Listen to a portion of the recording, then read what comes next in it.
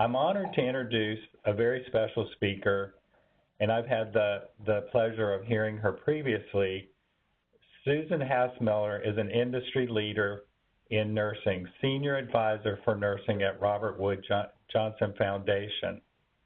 She's going to provide some invaluable insights on the future of nursing in building a culture of health in America.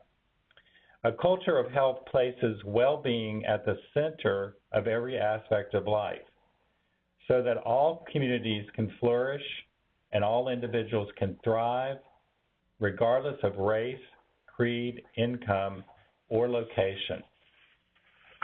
Susan has a strong history with the Rubberwood Johnson Foundation.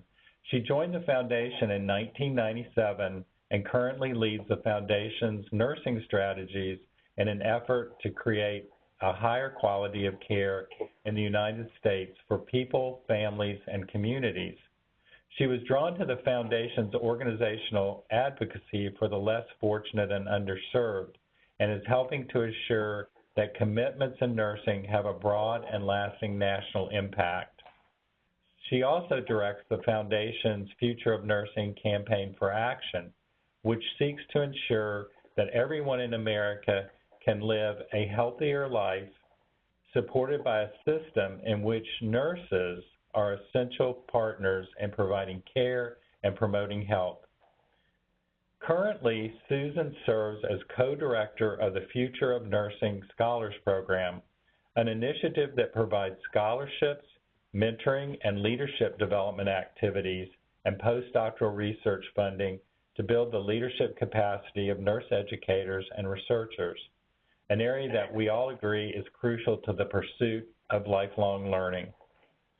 Susan is a member of the Institute of Medicine, a fellow in the American Academy of Nursing, and sits on many advisory committees and boards. She is a recipient of many awards and 2 honorary doctorates, but most notably the Florence Nightingale Medal, the highest international honor given to a nurse by the International Committee of the Red Cross. Needless to say, Susan, we're thrilled that you're with us today and can share your insights. Everyone, we hope you enjoyed this presentation and the opportunity to expand your knowledge and perspective on the future of nursing. We have set aside some time at the end of the presentation where you'll have the opportunity to pose some questions to Dr. Hassmiller directly via the chat feature. Susan, thanks so much for joining us and welcome. There we go. So there's the mission of our Rubberwood Johnson Foundation, and it says, we as a nation will strive together to build a culture of health, enabling all in our diverse society to lead healthy lives now and for generations to come. And to make this point even more clear, I'd like to now turn to a video. It should come as no surprise that the U.S. spends a lot on healthcare. In 2013, we spent nearly $3 trillion, which was equivalent to 18% of our GDP. In fact, we spend more on healthcare per person than any other country in the world. Despite these costs, the U.S. is actually falling behind many other countries on a number of important health indicators, including the most important health indicator of all, life expectancy. 30 years ago, our average life expectancy ranked 15th in the world. Today, it ranks 43rd. So what's the problem? As it turns out, only a fraction of what affects our life expectancy is actually related to healthcare. Studies have shown that your zip code is more important than your genetic code when it comes to determining your health. To truly improve outcomes, we need to look beyond healthcare at a variety of factors that impact health. Things like access to housing, schools, jobs, the ability to exercise. Now, traditionally, the health and community development sectors have worked independently, but they don't have to, and in fact, they really shouldn't. Well, take a look at this. Here's a map of Los Angeles County that highlights economic hardship. Here's a map that highlights childhood obesity. Now, as you can see, they're basically the same map. Oftentimes, the health and community development sectors are working in the same areas and don't even know about it. The good news is we're getting better at collaborating. More and more, we're starting to realize that the most impactful projects draw upon the expertise in many different fields. One example is the recent construction of Breathe Easy Homeless by the Seattle Housing Authority, designed to reduce the effects of asthma. Now, asthma impacts millions of people in the U.S. each year. It costs the U.S. healthcare system billions of dollars. Recognizing the link between housing, environment, and health, the Seattle Housing Authority partnered with local government and academic professionals to raise funds for the construction of special affordable housing units designed to improve the internal air quality for residents. The slight improvements made to the design, materials, and construction of these homes led to residents having 63% more symptom-free days, fewer visits to the doctor's office, and less healthcare costs. Health-related investments are also becoming an attractive prospect for banks. Recently, Morgan Stanley, the Kresge Foundation, and LISC launched a $100 million investment fund designed to improve access to healthcare, housing, and provide services that connect the two in low-income communities. The fund will build 500 housing units with health services, construct 8 federally qualified health centers that are estimated to service 75,000 people, and create 1,400 jobs in struggling communities. These examples are representative of a larger and exciting trend. As we establish new partnerships, we'll create new opportunities, but we need more people to join the conversation. We need to leverage the expertise of leaders in finance, health systems, community development, and policy to create a marketplace that truly values health. And in this marketplace, everyone wins. To learn more about this initiative and how you can get involved, check out the resource section below.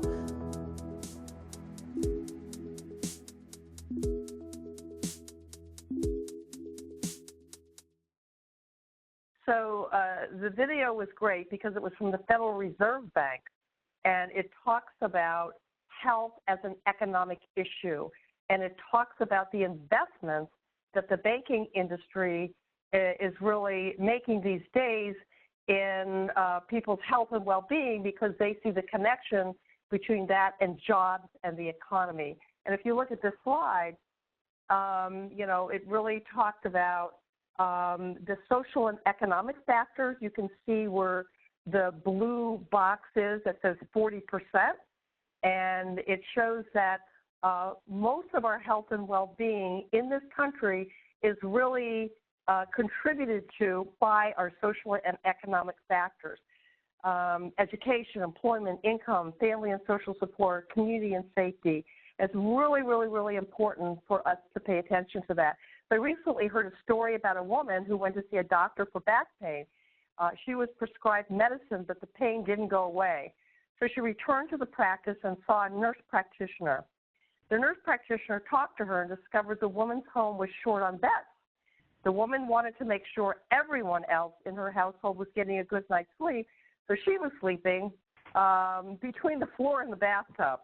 So the nurse practitioner made a few calls and was able to get the woman a larger apartment. The woman started sleeping in a bed, and her back pain went away. And that's what I mean by really paying attention to things in a person's life other than just the physical, ailments, so to speak. Next slide, please. Next slide, please. Yes.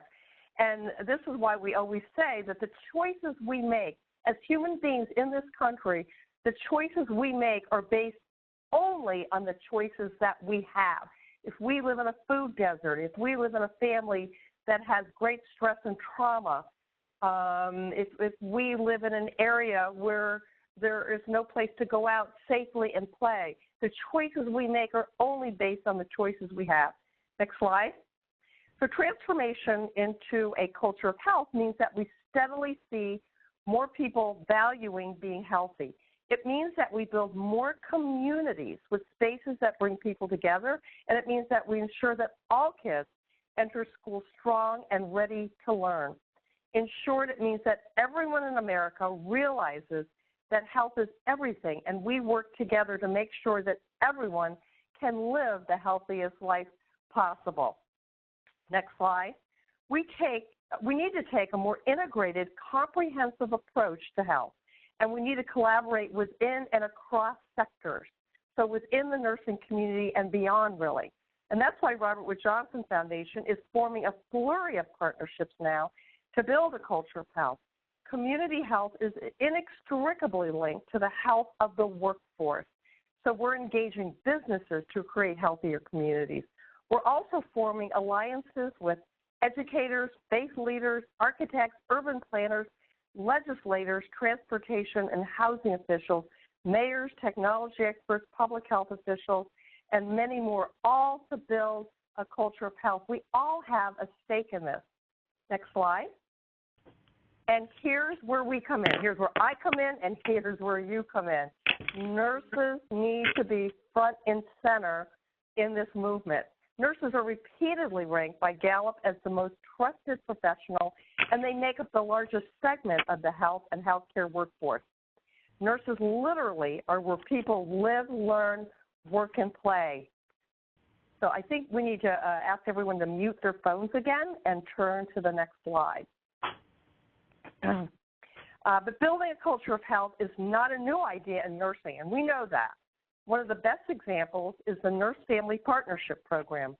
Nurses visit low-income, first-time moms during their pregnancy in the first 2 years of their children's lives.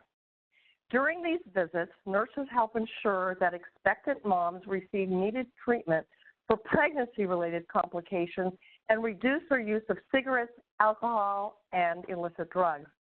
And then after the baby is born, the nurse focuses on improving the child's health by helping the mom to provide responsible and competent care during early childhood. And the program enhances educational employment opportunities for the parents and gives advice on how to plan future pregnancy.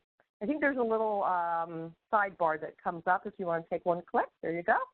So the Nurse-Family Partnership has improved prenatal health-related behaviors, pregnancy outcomes, has lowered rates of child abuse and neglect, lowered rates of subsequent pregnancy, and resulted in higher employment rates for mothers.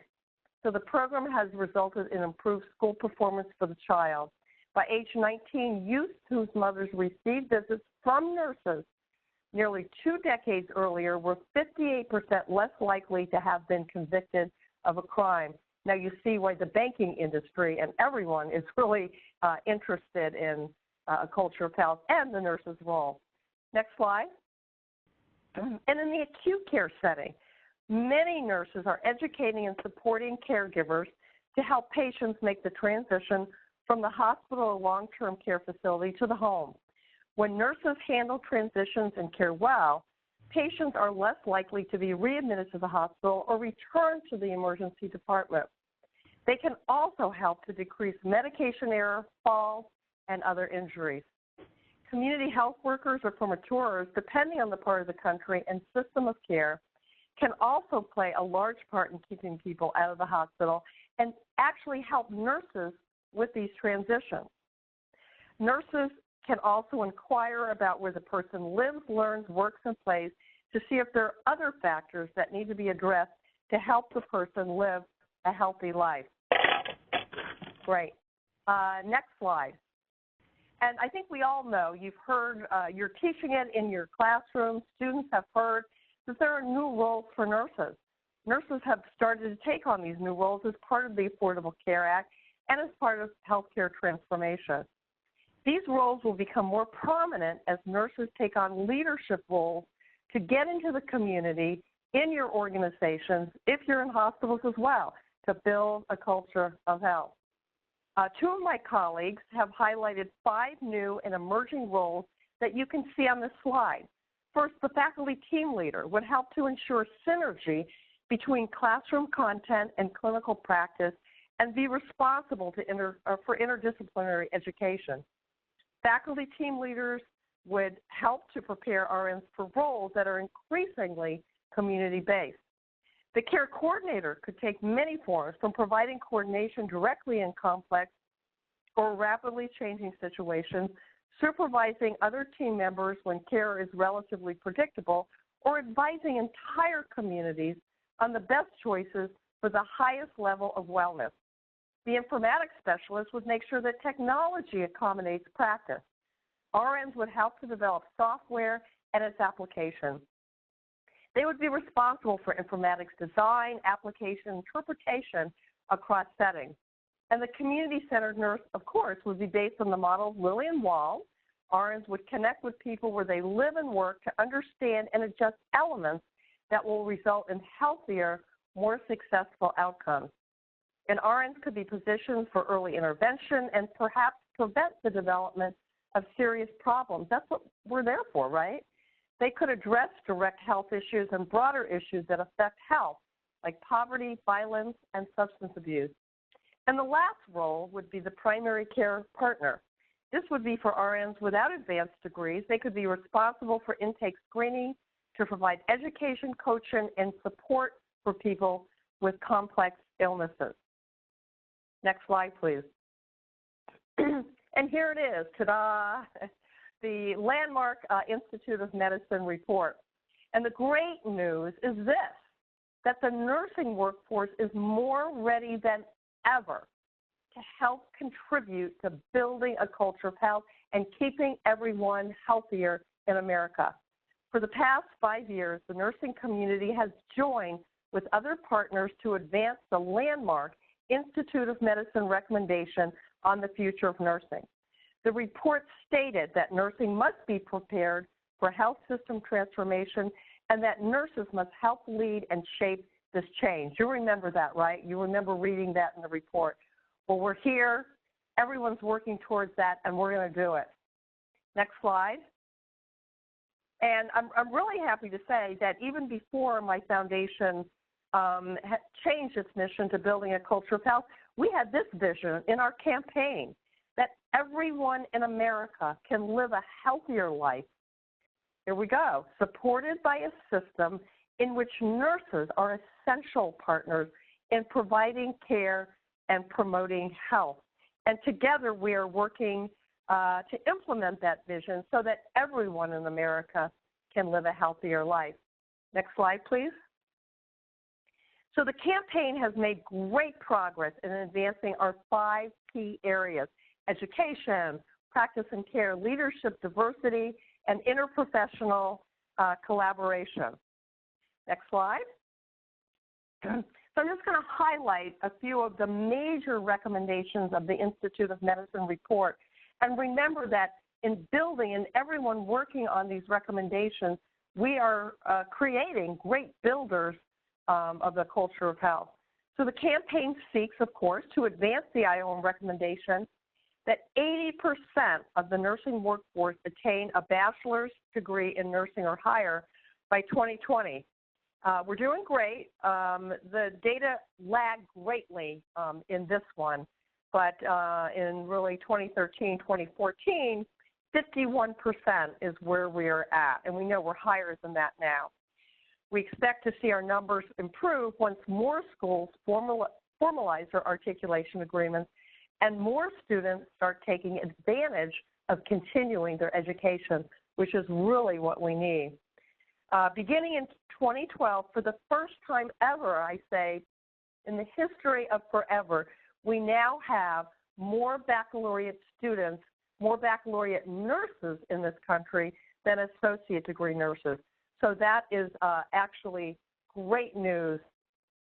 And we know that RN to BSN programs have increased 69% from 2010 to 2014. So we're making great strides on this one. Next slide. We're continuing to try to increase the number of nurses with BSN degrees, and we need to make it easier for nurses to continue their education. And that's something that Chamberlain does so well. So thank you, Chamberlain. We are so indebted to you for being a big part of this strategy. Flexibility and part-time options are key for nurses who need to work full-time and care for their families. Employers can offer financial incentives and time off for nurses to continue on with their education. Lifelong learning is critical, and we are all on this road. I know that you are promoting that tremendously. So again, thank you to Chamberlain. Next slide. Leadership. The campaign seeks to promote leadership, and we always say that every nurse is a leader, but a big part of our campaign too, as well as building leadership capacity with the nursing workforce, we want as many nurses on boards and important decision-making tables as possible. That is how we're really going to make some improvements and movements. The campaign partnered with 20 major organizations to form the Nurses on Boards Coalition to place 10,000 nurses appointed to boards. There's another 2020 recommendation for you, and we've got to get to this one.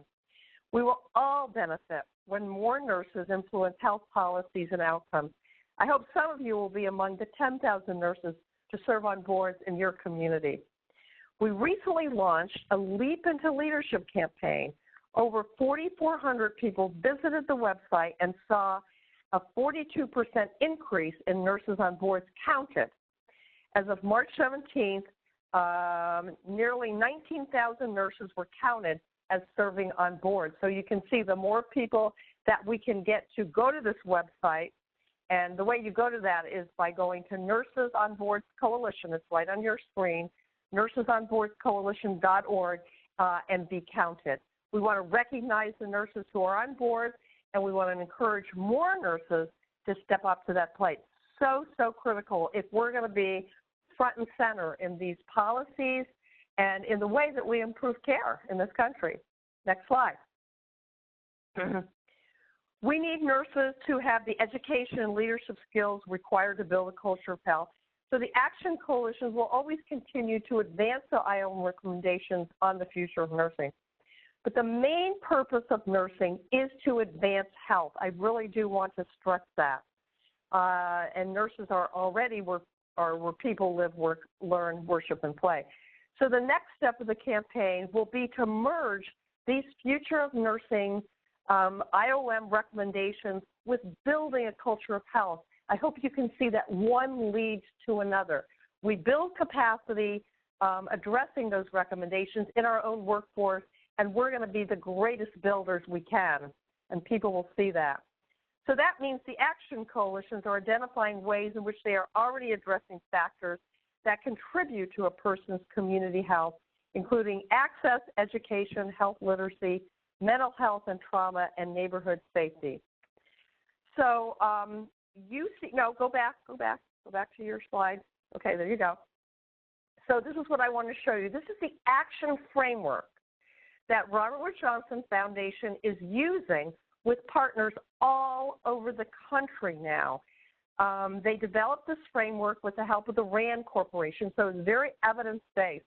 We want to inspire many groups and organizations, and most especially nurses, to work toward improved health, well-being, and equity for all. The framework is meant to broaden the discussion of what influences health, and it gives us a way to chart our progress. The action framework addresses the interdependence of social, economic, physical, and environmental factors. It is intended to generate unprecedented collaboration and chart our nation's progress towards building a culture of health. When we make health a shared value, foster cross-sector collaboration, create healthier, more equitable communities, and strengthen the integration of health services and systems, we are more likely to see improved health, well-being, and equity. So now go to the next slide, and we'll take each one of these separately. So this is the first most important thing that we all need to do.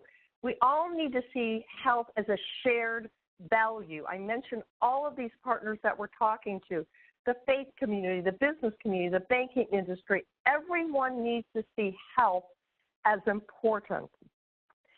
The drivers are the engines of the action framework, and you can see the drivers underneath those orange boxes. They provide a set of long-term priorities, and you can read those as I'm talking to you, that we hope individuals and organizations across sectors will focus on both nationally and at the community level. So I have an example for making health a shared value. So Rubberwood Johnson Foundation launched an initiative called Vote and Vax, as in vaccination. Vote and Vax in 2004 to set up flu vaccination clinics at or near polling places at election time. From the 2004 election through the election 2010, close to 40,000 flu shots were administered in 44 states and here in the District of Columbia. About half of those shots went to those who didn't ever get them before. So that's really important. Can you imagine how many more people we could reach if we began leading a volunteer effort with local pharmacies to take voting back to every polling place in America? Next slide. So this action coalition, this action area, is called Fostering CrossSector Collaboration. I've talked a lot about that already. So, you know, what if every nurse that I'm talking to today became a champion for collaborating with other people across sectors? What if nurse educators banded together with school nurses and occupational health nurses and acute care nurses and public health nurses and led efforts to work with businesses, urban planners, city governments, and more to make their communities a healthier place? Remember, people trust us. They trust us and they want us to work with them. And we can create positive change all over this country by working with other sectors. Next slide. Creating healthier, more equitable communities.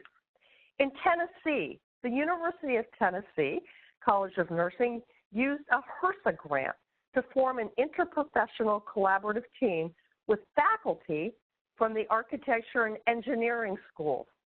After meeting with community members and conducting 30 home assessments, the partners, the faculty of these three schools, learned that many, and their students, I would say this was a faculty-student effort, of course, they learned that the rural residents in Clary County, Kentucky, were using contaminated water, very much like Flint, Michigan. So they built a kiosk that provided clean water access to 9,000 impoverished families for the first time. A kiosk that now has fresh water, there's a food bank there, a community garden, and where nursing students can now have their clinicals too, meeting people and advising them from across the community.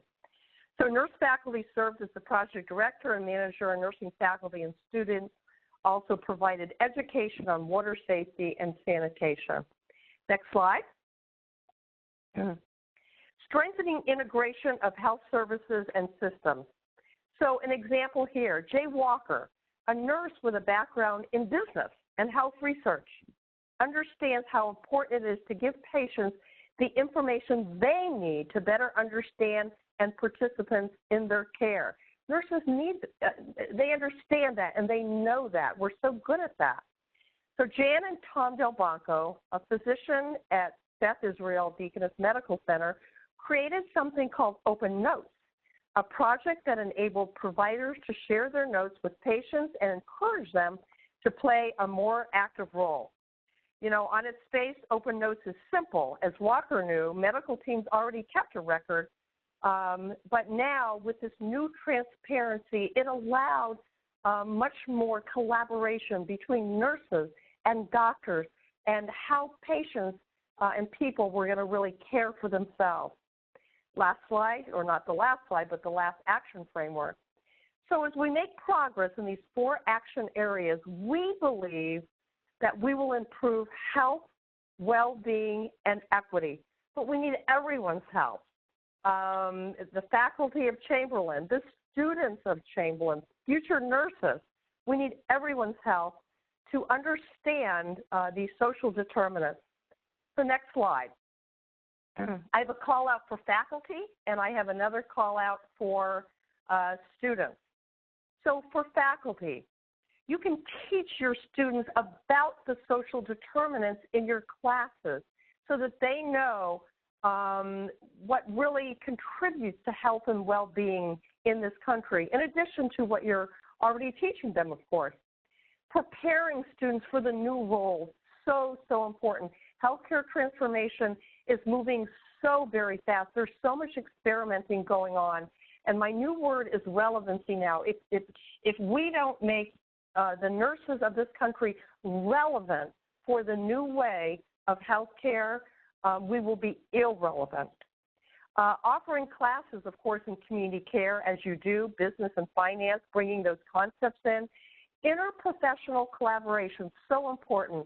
and population health, encouraging students to continue their education, participating in research that improves nursing education, joining the Action Coalition, I always say that, and forming partnerships in your own state to build a culture of health. Let me move on to the students. Right. So there's so much you can do, Take advantage of those community clinicals. I used to teach community health in 2 different university settings in our country. And I know students are very much into acute care and the tasks and the procedures, but really take advantage of that journey that you're on when you're in community health. It'll give you experience to provide care where people live, learn, work, and play, and these will be the roles of the future. Volunteer with an organization in your community that helps people to lead healthier lives. It can be anything from Red Cross, like me, to an after-school tutoring program. You will build leadership skills, and you'll be making a big difference in your community. And listen to this one. Get these things on your resume. It'll really help with your job marketability. Continue your education no matter what your basic degree is, and just keep going on. And we'd love for you to be, pursue lifelong learning and join the Action Coalition. Next slide. So we have a lot that we offer on our website, rubberwoodjohnsonfoundation.org. I just wanted to, are you okay? Yeah, so I just wanted to point out, no, go back. I just wanted to point out that if you go to rwjf.org, you'll always see what kinds of grants programs we have. And we have new leadership programs to really make the point that interdisciplinary collaboration is so important. These particular calls for proposal have recently ended, but we will have another call, in the next, well, I would say by December. So if you're interested, especially faculty, if you're interested in leadership development, leadership programs, go to our website and look into our new leadership programs. And with that, I am going to go to the last slide and remind everyone again that we are very interested in you, taking a good look at that IOM report. I am going to completely assume, Chamberlain being the organization that it is bringing in those concepts, those recommendations into the classes, and I thank you for that. And go onto our website, campaignforaction.org. We have just revamped it. It is new and improved, and there's a lot of ways you can learn about what we're doing and how you might be involved. And I know a lot of people are from different states. Chamberlain is all over the country. And if you go to the tab on State Action Coalitions, you can find out what's going on in your particular state. So with that, I thank you so much for inviting me today to present during Nurses Week, such a very important time for all nurses. And I think we're happy to take questions at this time. I know I rushed through, but we were a little late getting started, and I was a little nervous about getting all the material in. And I do see that we have time in the program now. So thank you very much. And for the students in the audience, you are the most important people. And I thank you for joining. And good luck to you in whatever part of your student journey you're on. Thank you so much, Susan. Really appreciate the presentation. I know we have quite a few questions that have come through from our listening audience, so I'm going to go ahead and kick off a few of those. One of the first ones we received actually in advance of the presentation from our home office. That question is, what advice do you have for nurses who would like to get on board? Okay. So here's the advice I would give you. You can't always start out life, especially as a student, and just say, hey, I'm ready to be on a board. Boards obviously are looking for people with content expertise, people with some experience under their belt, depending on the board. So here's what I would say. Really be in tune with your own area of expertise. I know it's a little hard for students at this point, but be in tune with your area of expertise, whether it's, neonatal intensive care or geriatrics, and begin to really write about that and speak on it. So when people know that you're an expert in this area, you will be called upon. And if you're not called upon, that's the purpose of mentoring and, having a mentor and being a mentee or having a buddy. Get that person to nominate you not only for, speaking arrangements, but being on a board. Get some advocates in your back pocket, but be your own best advocate too. If you see an opportunity, any place, I'm talking about any boards, local Red Cross boards or the YMCA or chambers of commerce, any kinds of boards, the Diabetes Association. You can see I'm naming things, I hope, to where you have some interest.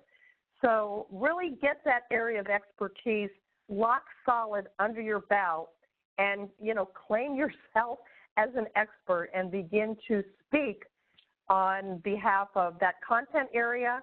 And, your nursing voice will shine through. You don't want to come forward and say, I'm a nurse, so I deserve to be on a board. You need to value me. You don't want to take that approach. Your voice will come in eventually. We see things that others don't see. As an example, I have a good friend who was on the board of a hospital, and she was the only nurse, and they were looking to cut corners. They were getting into the red, and one of their ideas was to cut the weekend hours with the pharmacy in this hospital. And, to a businessman or to a finance person, that sounded fine. But to this nurse, she knew if there were not ready medications for the patients who were being discharged and for, internal purposes, she knew that was going to have a devastating effect on patient care. That's the role and the voice of nursing. Thank you very much. Thank you. We did receive another question from our audience. The question is in your opinion, when will NCLEX move to a focus on a culture of health?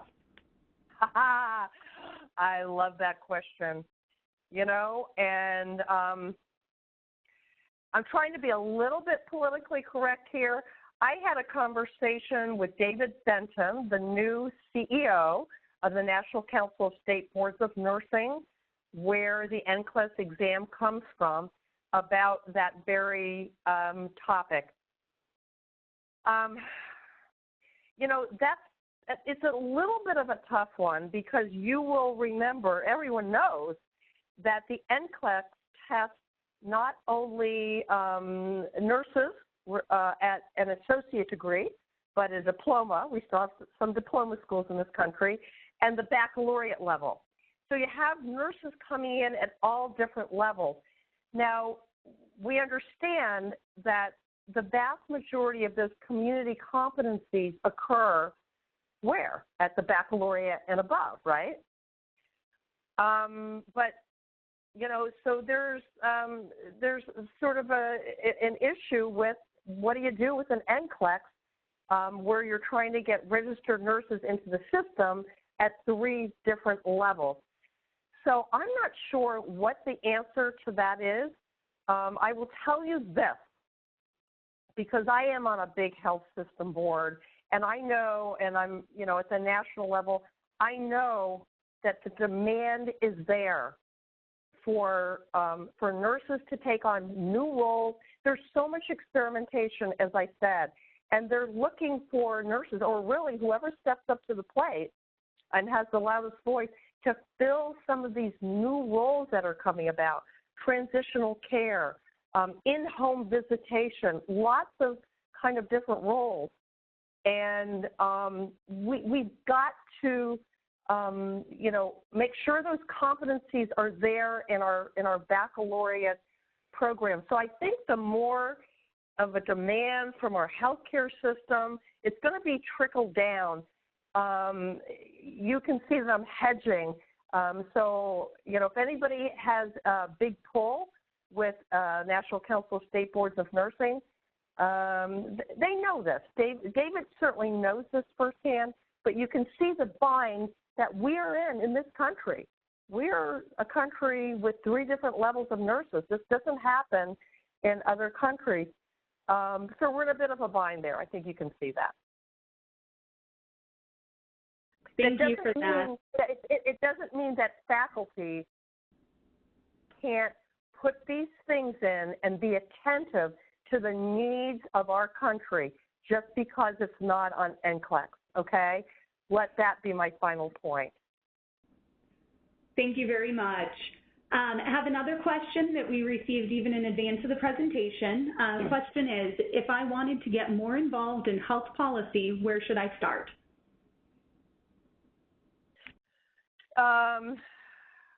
If you want to get more involved in health policy, I would say, honestly, I don't know if this is coming from a student or a faculty member, but let's take it as either. So if you're a student wanting to get more involved in policy, honestly, I would join the National Student Nurses Association and try to get yourself into a leadership role, because they are dealing with policy resolutions, you know, even as we speak. If you're a graduated nurse or, you know, faculty, you have organizations that you belong to, the American Nurses Association, American Association of Colleges of Nursing, National League for Nursing.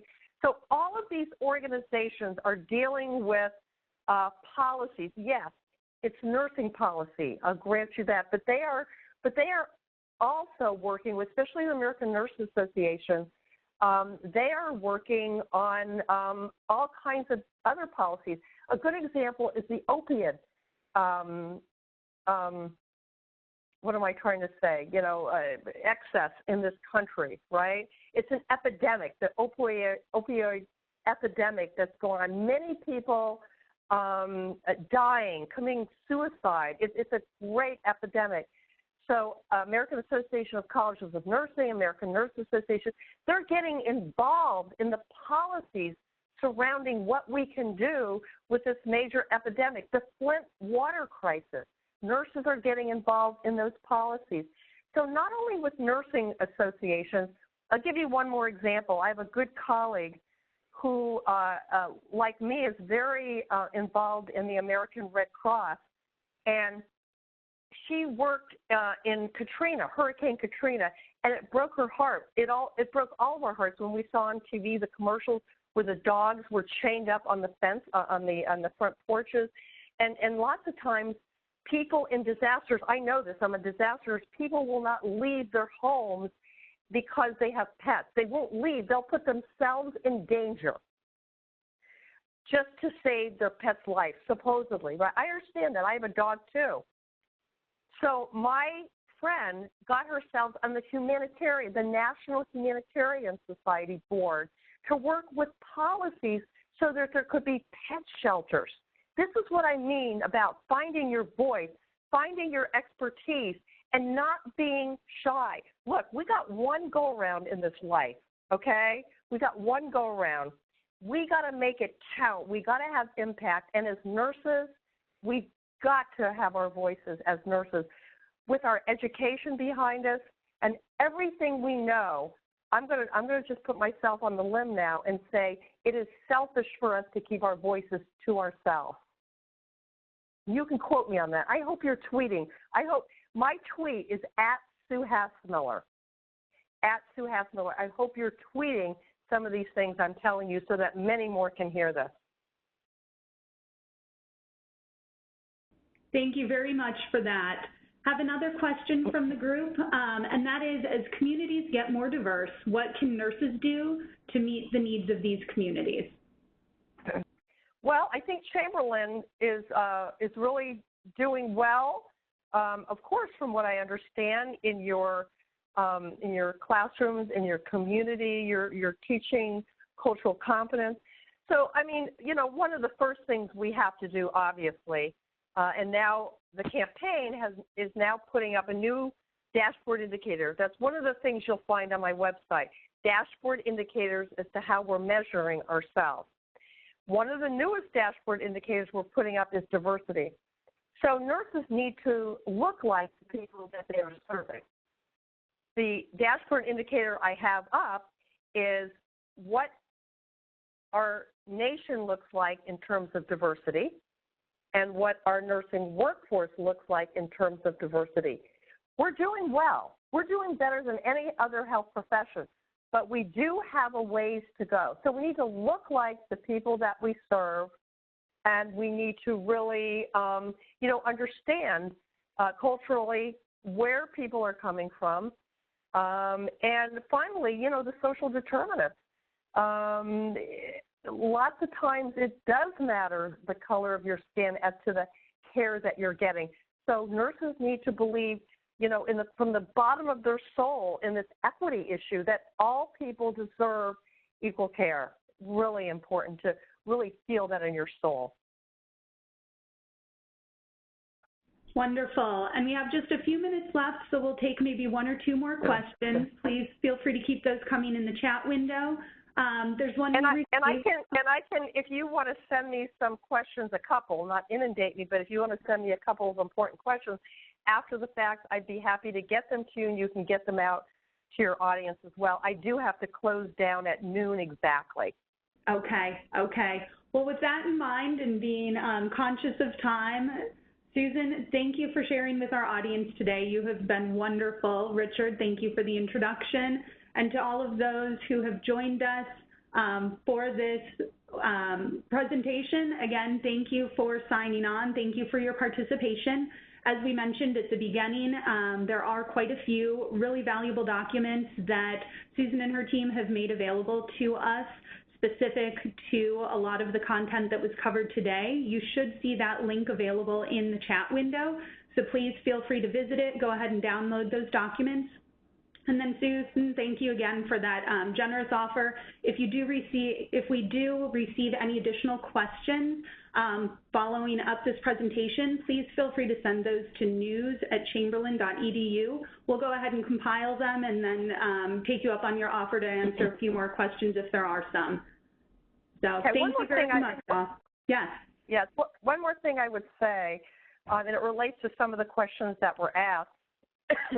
And that is, you know what, there's a lot going on in your state. Not only do we have state action coalitions focused on the recommendations of the Institute of Medicine report, but we have other coalitions. You have other coalitions, like, you know, South Carolina for a healthier state and Healthy Nebraska.